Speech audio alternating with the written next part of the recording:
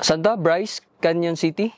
Andito pa rin kami sa Bryce Canyon City. So, grabe, sobrang lamig ngayon guys dito. At dahil malamig, magbo-bonfire tayo guys. Nakakuha na ako ng mga ilang kahoy na gagamitin natin. Grabe. Lamig na ako.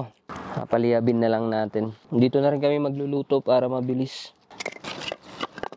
Madali lang liyaban to guys kasi meron akong quick fire starter. Ito yung gagamitin ko guys. Iilalim ko lang to. Lagyan natin dito. Oopsie. Tayo natin lumiyab. Tapos dagdag na lang tayo ng dagdag ng kahoy. Siguro lagyan ko mga 6 na peraso. So itong tinuluyan namin guys. Maliit lang siya as in. Parang mga 50 square meter lang yata yan. O 30 square meter. Tapos yung kama niya double deck. Yan, nagkasya kaming 4. Meron naman siyang ilaw sa loob. Tapos yung tubig namin, ito, dito lang sa labas. Wala siyang CR. Kaya, walang toilet. Kaya nag-set up lang kami dito sa labas ng tent. Yan, meron kaming dyan, no? May toilet. Yan. Ako na nag-set up niyan.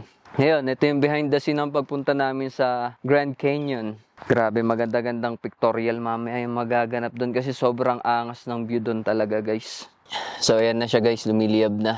Ba't itong upuan, malamig. O, dito muna, sarap magkape dito. Ganda ng view. Mag-edit muna tayo dito. Pati laptop ko, ang lamig. Ayan tayo.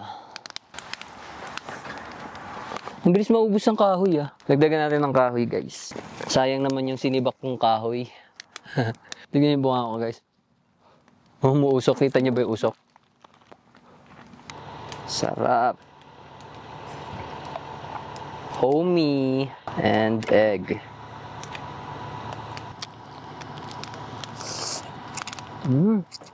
Homey. Ano ba yung homey, Lucky Me?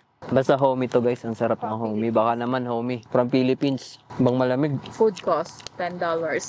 Tipid pero di tinipid.